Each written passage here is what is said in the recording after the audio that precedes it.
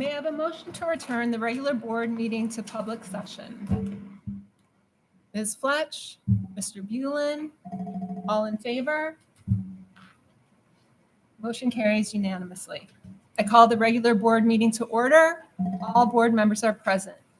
Mr. Biscaglia, would you please lead us in the Pledge of Allegiance to the Allegiance to the flag of the United States of America and to the republic for which it stands, one nation, under God, indivisible, with liberty and justice for all. Please be advised that in the event of a fire emergency and an evacuation should be necessary, an alarm will sound. Please note all marked emergency exits and evacuate well away from the building.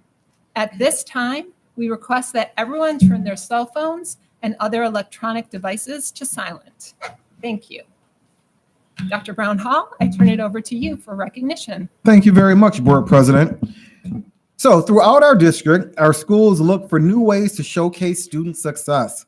At the end of last school year and at the start of this one, KC Middle School started the KC Character Wall, a way to highlight students for academic, extracurricular, and community success. A true collaboration from the custodial staff, teachers, administrators, and students. KC Principal Dr. Sal Carella is here to share more about this new initiative.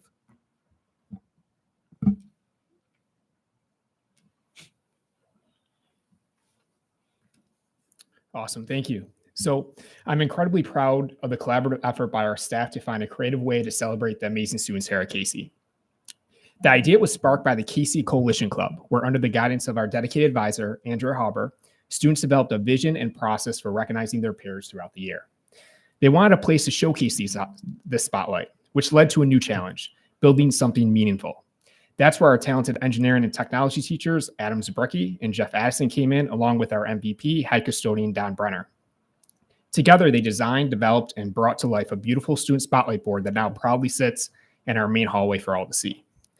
What makes this student spotlight so special is its focus on recognizing the outstanding character and contributions of our students beyond just grades. It highlights the values and traits that shape who they are as individuals, emphasizing qualities like positive attitudes, leadership, and service, qualities that go far beyond academic achievement. This is about celebrating the heart of what makes students truly remarkable here at KC. Thank you. Thank you very much. We got a video, don't we? Awesome.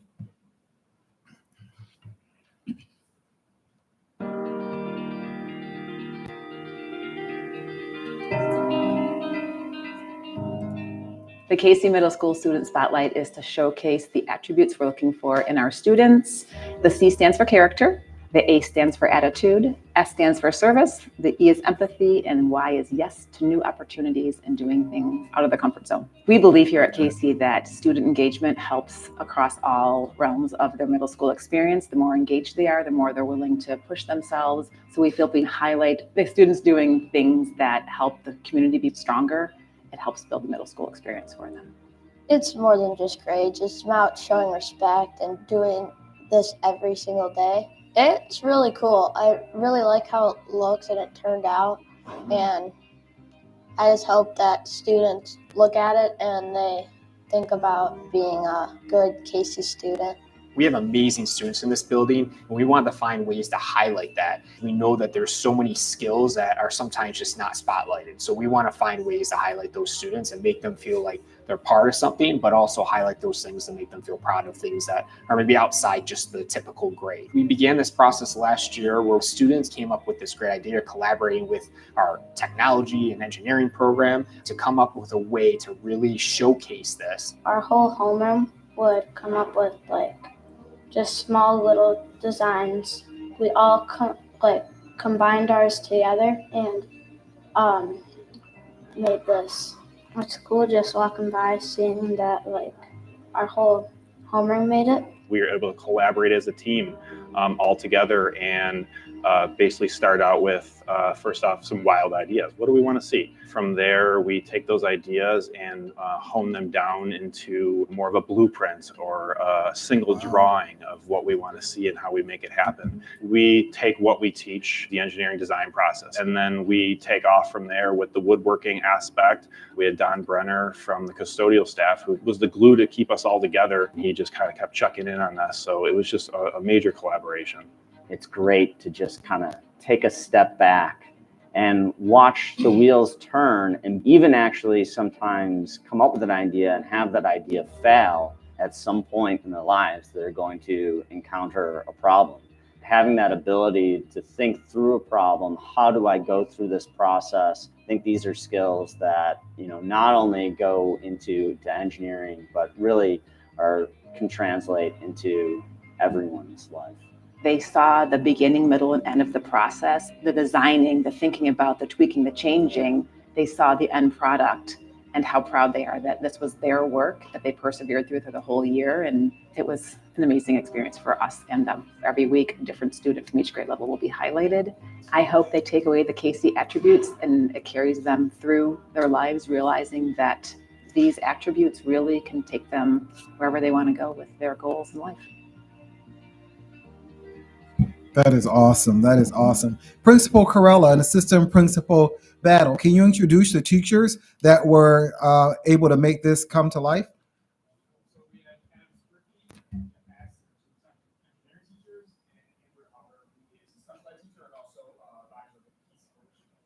Awesome. Thank you guys so much. We appreciate it. Great work.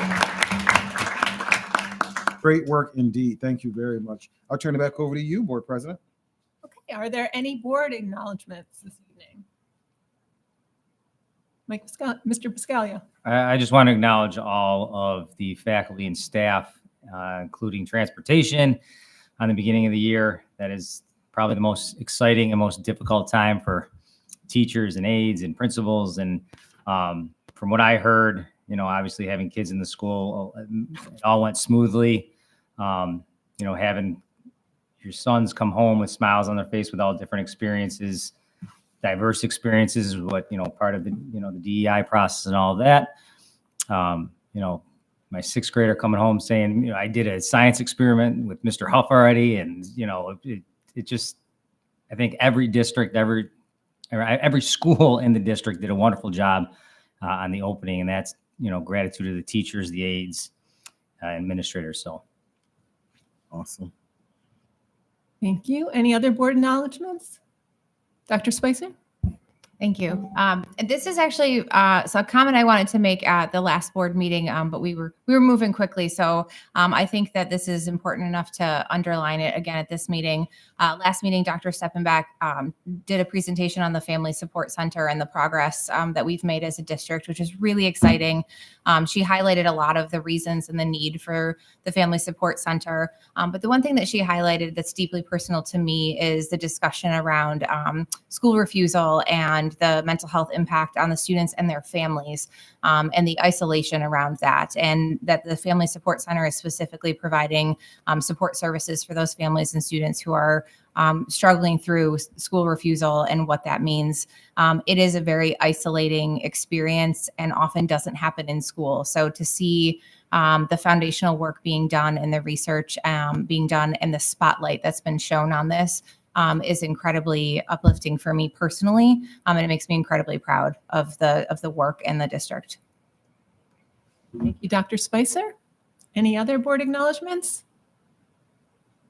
Okay, normally we would have public expression next, but no one has signed up this evening, so we will move ahead to item number 15. So Dr. Brown Hall, I turn it over to you. Thank you. Sorry, I said 15, I meant 5. I was about to say, we are flying through this agenda. Are flying. 5, Dr. Brown Hall, I turn it over to you for a school opening report. Thank you very much, Board President.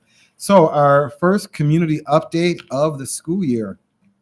And as Board Member Piscaglia said, we did start off with a great school opening. Myself all the leadership team members visited the schools in the district, and we saw a great school opening. Our administrators shared with us that because of all the planning that they did over the summer, we were able to have a smooth school opening. So we got some shots from the first day. You see Principal Bowen is on the right, and that is him before the sun even came out on the first day of school. Channel 7 and I believe Channel 2 had him out there for school interviews. So it was a great start to the school year. And to Mr. Buscalia's point, we want to thank all of our parents and guardians for your patience with transportation. We want to thank the faculty and staff for getting our students on the correct buses and staying later the first few days of school. We know how important that is. We want to thank all of our bus drivers and our transportation department. Our director of transportation, Andrina Goldsmith, and our dispatchers, June and Carolyn, did a phenomenal job, and they continue to do a phenomenal job. And our daily bus information is available on Wix, and you can also track the buses through the MyStop app. So transportation, we know, is one of the most important aspects of our school day. Our students begin and end on our school buses.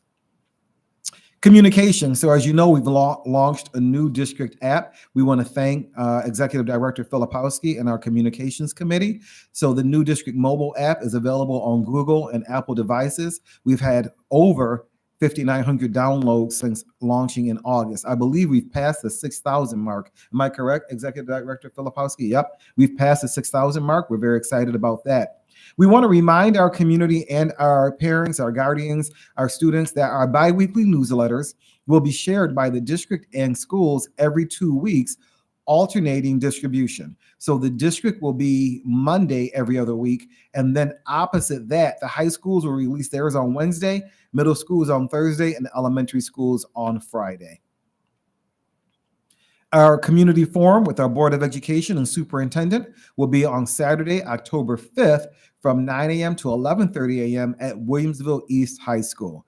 The Board of Education and Superintendent will be on hand to discuss and address comments and questions from the school community. So we always invite everyone to come out. At board meetings, we're not able to have a back and forth, a question and answer period, but the community forum is the prime time to do that with the Board of Education and the superintendent. So these are very, very important slides and documents. I know they're a little small on this PowerPoint, but they are available online. They're called Share Your Voice. There's one for a school and one for district. So if you have a question that you need answered dealing with classrooms or grades or building facility use, this actually will chart you through the chain of command, where to go, and ultimately where you end up as a superintendent of schools if you've gone through all of these other steps. So there is a school one and a district one. So if you have questions about budget, you go to the assistant superintendent for finance and management services. If your questions aren't answered there, then you will go to the superintendent's office. So this highlights the chain of command. Our communications department put these together, and these are very important just for ease of reference for all of our parents and community members and students. So that everyone is aware, we do have monthly themes and awareness months that we do celebrate and acknowledge in our district. And from September all the way to June, this is the list of our monthly themes. So if you see that we are identifying something or we've identified it wrong, please let us know. But these are the monthly themes we will be adhering to throughout this school year. We want to make them here on the opening community update for ease of reference. School start times. And I want to apologize. We were not able to get the school start time letters out on Friday. We had 290 individuals who actually put their names in to represent either parents, teachers, students on the school start time focus groups. So we did perform a lottery, and we will get those letters out Wednesday or Thursday of this week. And then those individuals that have been chosen to be on the focus groups will be notified. And then those meetings will start in early October. For the school start times, we also have district administrators and Board of Education member Vice President Poulin will be attending the National School Start Times Conference in October in Baltimore, Maryland. We have a School Start Times webpage, which features all of our research and information. After the focus groups meet in October, there will be additional discussion and formulation of the recommendations to present to the Board of Education for consideration and for a 30-day comment period. And then we hope to have approval by February of 2025 for implementation during the 25-26 school year. Seal of Civic Readiness. This is very exciting. The district's application to offer the New York State Education Department Seal of Civic Readiness program at each of our high schools was approved for the 24-25 school year. The Seal of Civic Readiness is a formal distinction on a student's high school transcript and diploma that they have attained a high level of proficiency in terms of civic knowledge, skills, mindset, and civic experiences. It can also be used as a graduation pathway. So you want to watch the Seal of Civic Readiness webpage, you want to watch the video and visit our Seal of Civic Readiness webpage. Athletics. We want to remind, and I'm sure many of you have heard, I believe it's played on NPR, where there's reminders for proper sportsmanship and conduct at all of our games. So sportsmanship and respect for your coaches, teammates, fellow competitors, and game officials is very important, and we take that very seriously here in Williamsville. We want to make sure that we are showing our audience and our spectators that we know what proper sportsmanship looks like, and we know how to conduct ourselves when we're at an athletic event. We want to remain composed and respectful at all times without exception. If any player feels that they have a disagreement about a play that was called or something happening on the field, you make sure you talk to your coach. Your coach is your coach for a reason. They will address it with the officials, or they will talk to our athletic directors in district, and we will get it addressed. Our speaker series is back this year. In partnership with the PTSA Council, we will once again be hosting the speaker series virtually, and this year we'll be focusing on instruction. So if you have any speaker series topics that you would like reviewed, please send an email to contact@williamsvillek12.org, and in the subject line list speaker series topics. We do have additional career opportunities and employment opportunities available, and you will find these on the Williamsville Central School District website for cleaners, custodians, teacher aides, substitute teachers, food service workers, and clerical. So if you know someone that is interested, or if you yourself are interested, we are very flexible with our scheduling. Also, please visit our website and visit our Human Resources Department. I turn it over to you, President Crystal, for the September 11th acknowledgement. Yes, thank you. This evening, I invite those in attendance to please join us in a moment of silence to honor those who lost their lives on 9/11.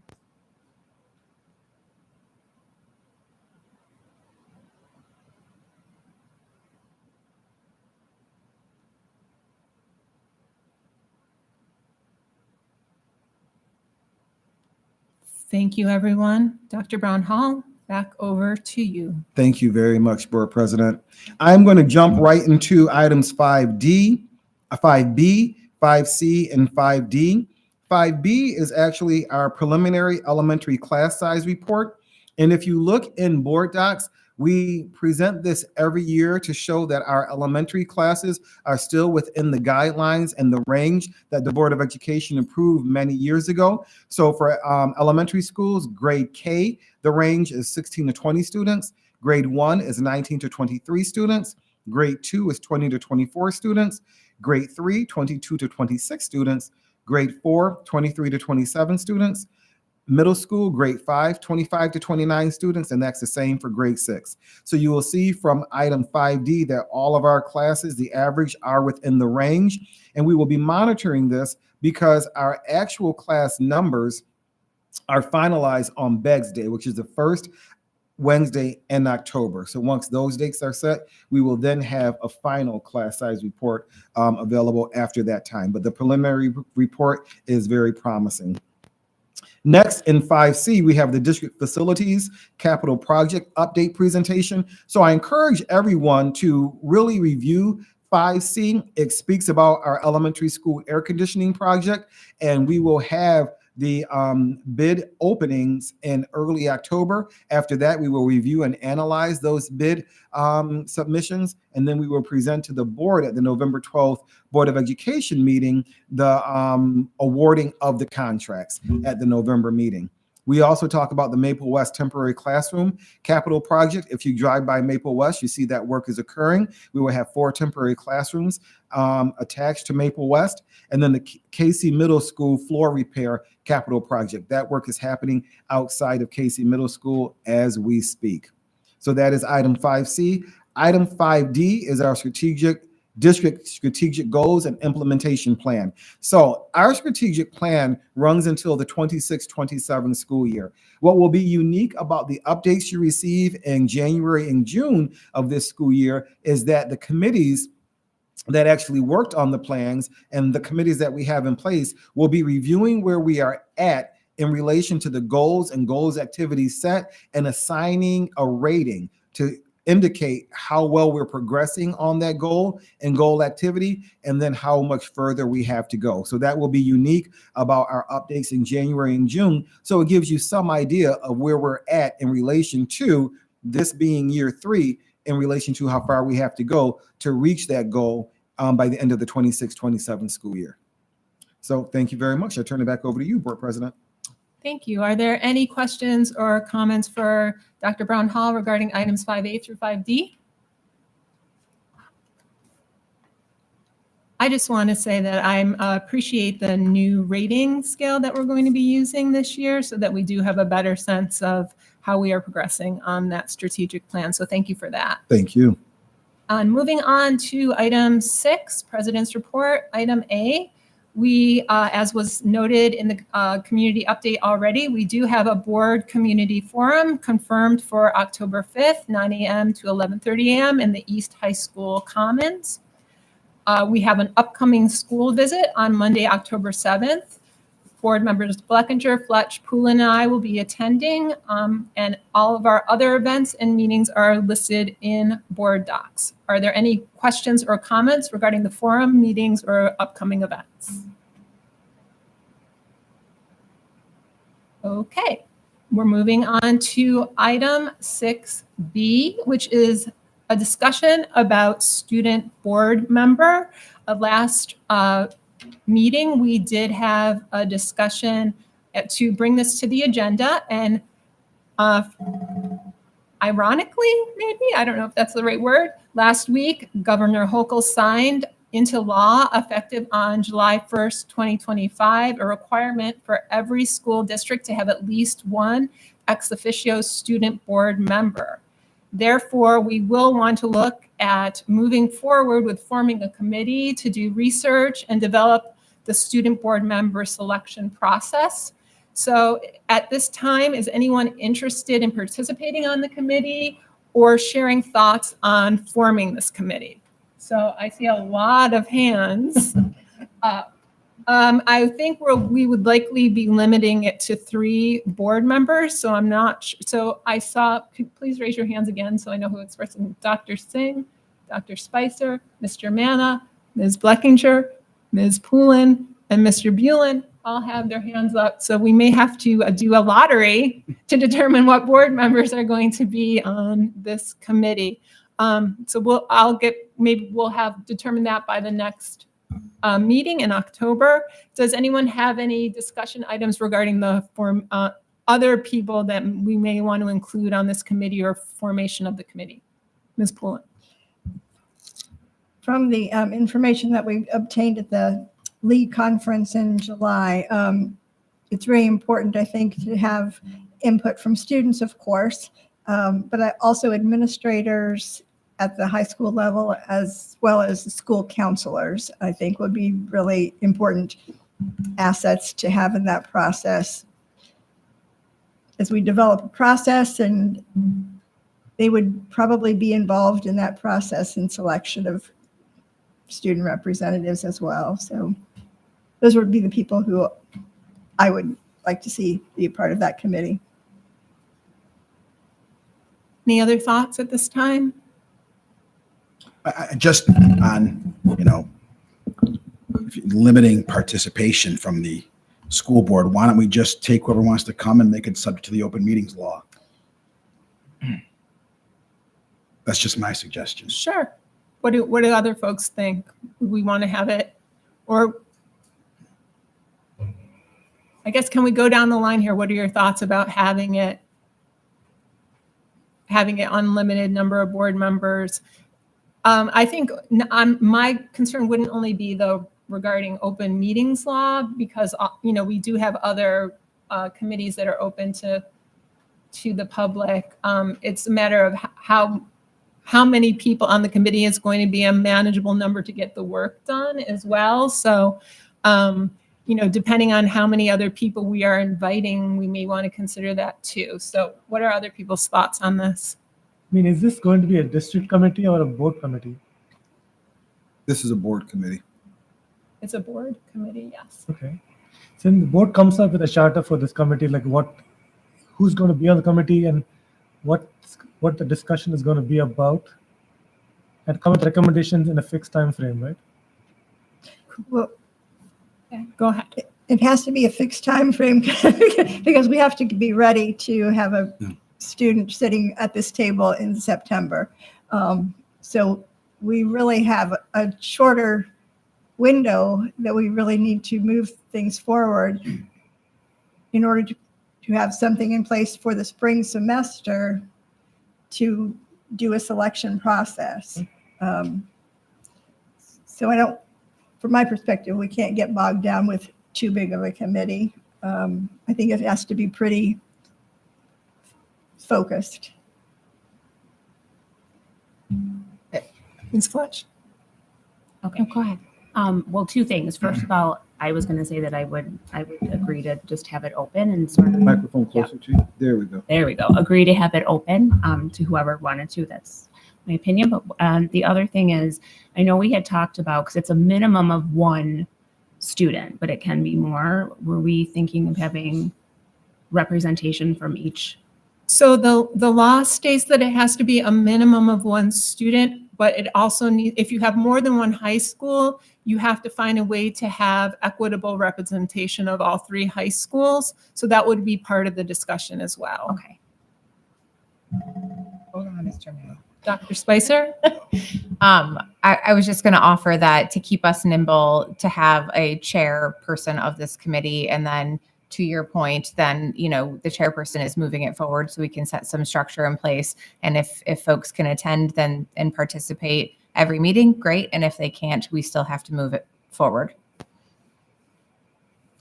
Ms. Buckhinter, did you? Yeah, I would just like to see a limit to the number of board members. I don't think we need 5 to 7 board members on this committee. So I think we should remain more focused and, representative of whether we do a lottery or not, but just have a smaller committee for this. Mr. Manna? Well, I'm going to say again, there's 9 of us here and we seem pretty focused. I don't think 9 people makes you lose focus. I think 9 people brings more diversity of opinion on something that I think is very important, because there's a lot of different ways that this students will be on this board. Either the board's going to pick them, or they're going to have some kind of a election, or a principal's going to do it. I mean, we need to work our way through all of these, and to limit it to 3 people or 4 people, I don't think is a good idea for something so important that encompasses 3 different high schools with principals and perhaps guidance counselors and other student clubs. I think that you'd want to open this up. And as I said, the only difference is it's subject to the open meetings law. We'd have to publish or announce when and where we're having the meetings. And I don't see that as an extra burden at all. So I'm hearing mixed feelings so far. Mr. Biscaglia? I didn't raise my hand because everyone raised their hand. So I'm kind of leaning towards what Mr. Manna is saying. And it's almost what Dr. Spicer said as well. I mean, if we're having open meeting laws, you're announcing when it is, 1, 2, 3 of the board members can't make it then, but they can make it the next meeting. Ultimately, it is an important decision. I know being on the board past years, this has been a discussion now for a while to try to implement this, and so I kind of lean towards what Mr. Manna was saying, possibly adding that, like Dr. Spicer said, have a chairperson. We make those dates. Who can make it, can't. There's meeting notes. We can have discussions on those, because ultimately, we're teaching the students that too. We're making decisions together. So, Mr. Bueller? I have to agree with Mr. Mann on this. I think the more voices would be more effective here. I know, and we have to act because the law is going to take effect. So it doesn't matter if we have one voice or 300. We have to get it done. And I think the more the merrier in this particular case. I'm in favor of what Mr. Mann suggested. Okay, so what I'm hearing is that it seems like we would go with as many board members who expressed interest would be part of the committee. They may not attend every single meeting. And then also that we will also be inviting a variety of other folks from the district to attend, principals, counselors, students. I think you have to. Those are the people that know the students best. We probably know the students the least in that way. Let's be honest. Okay. So Dr. Brownhall, do you have any suggestions on how we should go about locating the other individuals for the committee? Absolutely. Because this is a high school selection, I'm assuming that it will be based on high school. So I would definitely invite the high school principals and the high school principals or designate, because our assistant principals are really involved with the high schools also. I know our high school principals can be stretched thin at times. So either a high school principal or assistant principal from each school be brought on, and then maybe a representative from inter-high from each high school and a representative from student government from each high school. So then you have 2 students from each high school also. Okay, sounds like we have a plan of attack. I think the next thing would be to identify someone that's going to chair the meeting so that we can get this going. Do we have any people that would be willing to chair? Not me. I was going to recommend Ms. Poulin, who brought it to the table. I would be willing to chair the committee. Okay. I will just say my only concern with having it be open to whomever is I anticipate that this committee is going to have to do some work outside of meeting time. And so the consistency of people being at the table and holding up their end of responsibility will be important, whether they're there or not. So. Okay. Ms. Poulin, you will chair the committee and we will move forward with this. Do we need to vote on that? Because it's an ad hoc committee, I don't think you need to vote on it. Right. The president can Okay. establish an ad hoc committee. You just appoint. I appointed you. There you go. We're done. All right. Was there any other questions or comments regarding this before we move on? Okay. So we're moving on to items 6C through 6C. Board goals and implementation plans are in board docs. Would anyone like to add to the implementation plans at this time?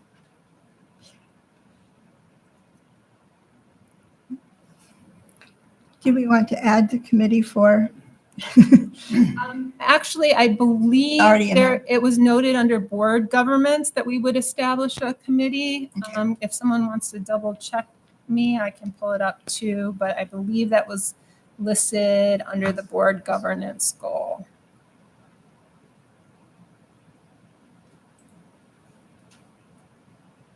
And while we're looking for that, are there any other questions or comments? Okay, while they still are looking for this, I want to thank the board members who volunteered to monitor a goal for this mid-year and end-year review. I have board member Manna monitoring communication, board member Bleckinger monitoring wellness, board member Poulin monitoring DEI. I will continue to monitor board governance, and is someone willing to monitor teacher learning and leadership?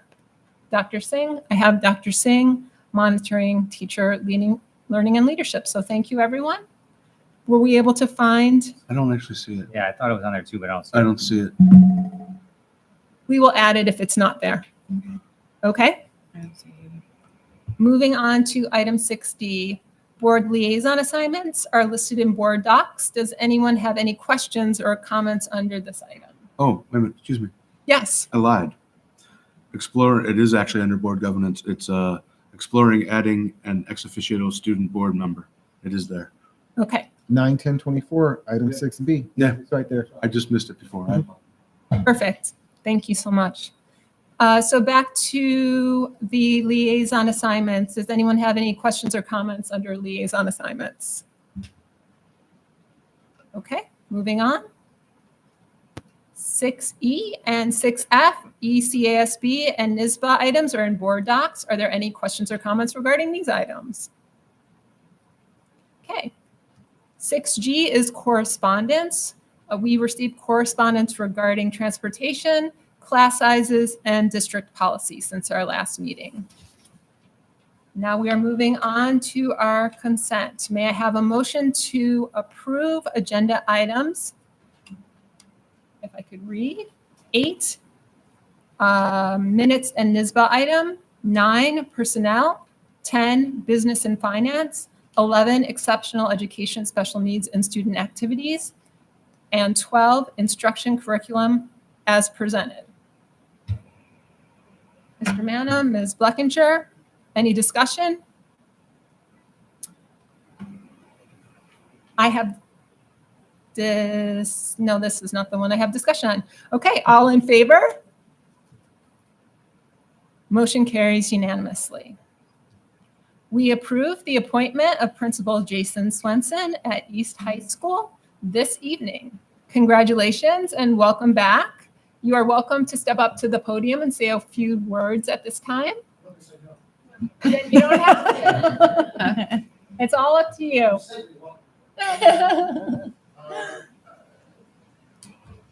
Obviously, I just want to thank the Board of Education, Dr. Brownhall, the district admin, and the hiring committees.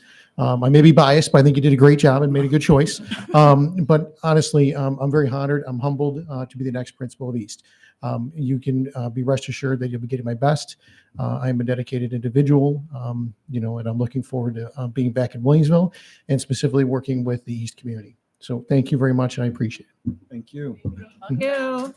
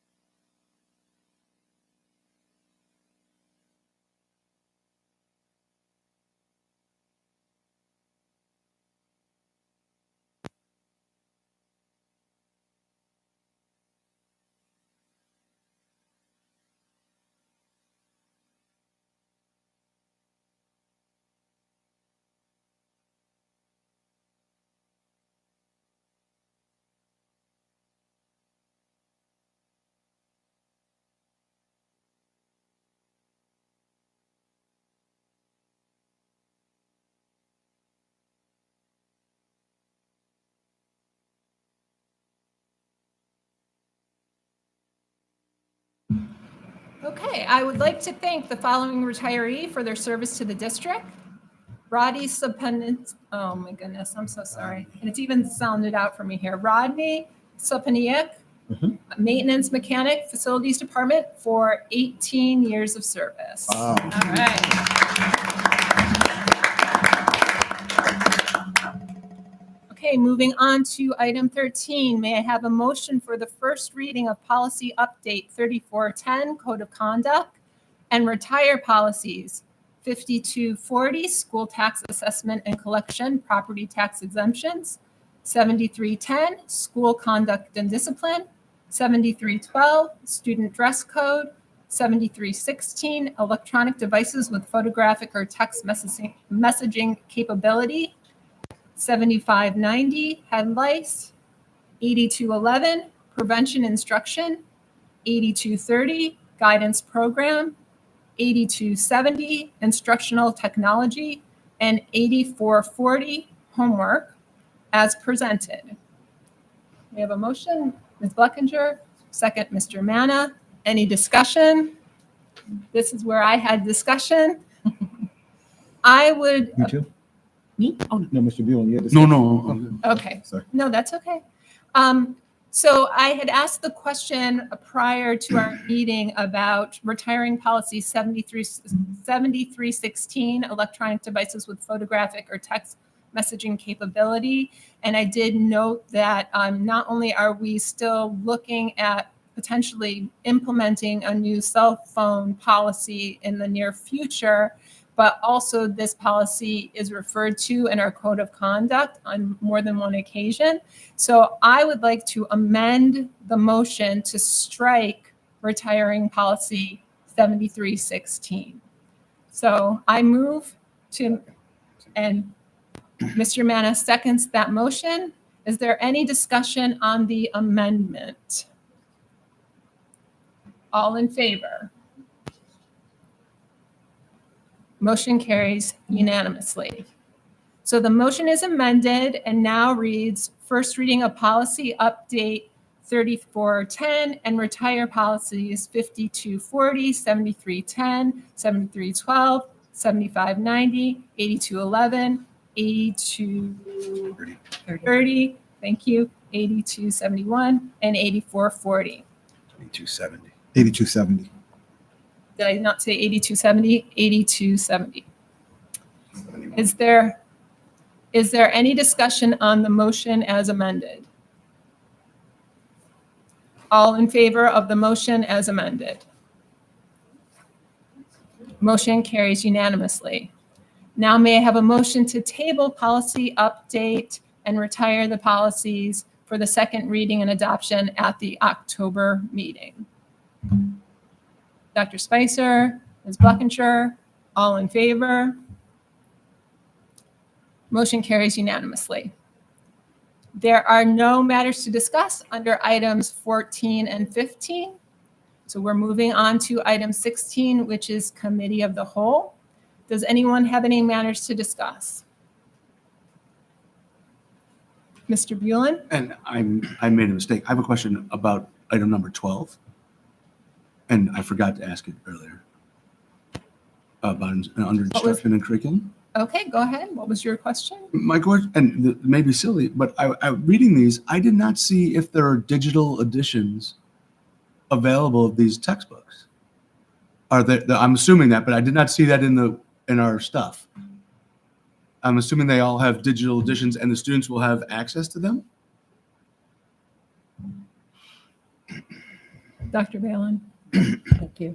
Mr. Buellin, we'll look into that. It really is isolated to each purchase. So what we'll do is we'll take a look and see if that's going to be afforded to the students. Unfortunately, not like days past, we used to be able to get those in addition to the hard copies. But since, in more recent years, those are actually equivalent to a hard copy textbook and they charge us for them. But we'll look into it and let you know. Okay. I would think that, and I'm not trying to jump on anyone, but that if we're purchasing new textbooks, that would be almost a bare minimum that it would necessitate that we have digital editions regardless of the cost. Thought. No, I hear your thought. I hear it. I know it costs money. I know the licenses are not free, but Right. I think if we're going to spend money buying hard copies, that we should have the flexibility of also offering digital editions to students. Yep. No, I hear, and we'll look into that. Yeah. I was just. I'm sorry. I'm just curious about that. All right. Thank you for your question. So back to Committee of the Whole. Did anyone have any items to discuss under Committee of the Whole? Yeah. Mr. You want to talk about the open meetings law? Right. Well,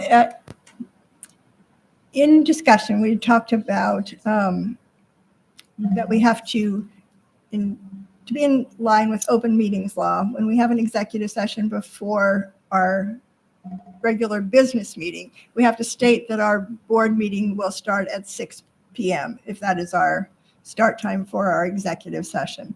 It was brought up that perhaps we wanted to look at when we have our executive session and if we wanted to change the timing of our executive session to correspond to the amount of content that we would have in executive session and then roll right into our regular business meeting. So it's just a matter of how we want to move things forward.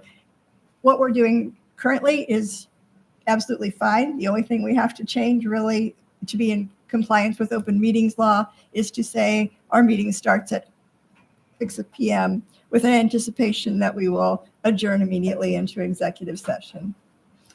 And And regular. we would announce, like you said, how approximately the regular board meeting to begin at 6:30, 6:40. We could do that, or we could leave it as is with a set time for our regular business meeting. So May I make a suggestion? Yes. If, because we know what topics we have for executive session prior and we know approximately how long, so our announcements could say our board meeting will begin at 6 p.m. We plan to adjourn immediately into executive session, which is estimated to last 30 minutes, and the regular board meeting will begin at 6:30 p.m. That can be the announcement that is then sent to our community, posted on our website, and it can change every month. So if we have no executive session, though, then we can make an announcement of what time the board meeting will start. But if we have executive session, we can start the meeting at 6, adjourn into executive session, let the public know approximately how long we'll be in executive session. Once executive session ends, we can come out and begin the board meeting. And if some people didn't get the memo that we're doing this and they were coming at 7 for some kind of recognition, the board always has the option to take things out of order. We began our meeting absolutely on something, we could always revisit it. So somebody doesn't come at 7 and we're 10 minutes into our meeting. Stuart looks perplexed. No, I'm not perplexed. I was just thinking, why do we want to put pressure on ourselves to rush if we need to executive session? What, like, I guess I don't feel the urgency to change that so much. Well, and I don't think it's to rush executive session, but I think it's a matter of trying to be efficient, right? Right now. And that's why. So if we have one executive session topic, right, and we start at 6 o'clock and it's a 10-minute topic, then, we have 50 minutes of downtime where we can actually begin the board meeting at 6:15 and just be more efficient with everyone's time. And we will let the public know. We plan to adjourn into executive session immediately. It will take approximately 10 to 15 minutes with a tentative start time to the regular board meeting at 6:15 or 6:20, right? We will just make sure we're very specific on that. We have to get 3 days notice, I think. Right. But what that also allows us to do is in executive session, be very efficient with our time also, right? And make sure we're discussing and having the economy of words that are necessary. I mean, I don't have a problem trying it. We can always go back to the way we were doing it. That's the way I looked at it. I'm all good. I'm just asking the question. Great idea. Is there any opposition to this idea? Anyone? I don't see any opposition. So it sounds like we can move forward with the plan to start our meetings at 6 p.m. If we have executive session, we will state on the announcement that we will be adjourning immediately into executive session, and then an approximate time to reconvene for a public session. No executive session, it's on at 7. Is that correct? No executive session, then it's on at 7 as normal? Yes. Okay. That sounds like Is this effective immediately? Next meeting, moving forward, at next year. Yes, correct. So we will look at implementing this for our October meeting. Is there any objection to that? Okay. Was there anything else under committee of the whole? Okay, we're moving on then to 17A, our second public expression. If anyone in the audience would like to speak at this time, please step up to the podium.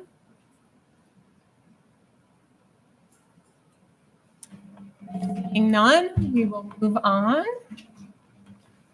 Now on item 18, this concludes our regular board meeting. The community forum, as has already been announced, is Saturday, October 5th And our next scheduled regular board meeting is October 8th. Sounds like 6 p.m. if we have an executive session. Is there a motion to adjourn the regular board meeting? Mr. Buellin, Ms. Fletch, all in favor? Motion carries unanimously. Good night, everyone. Thank you. Yeah.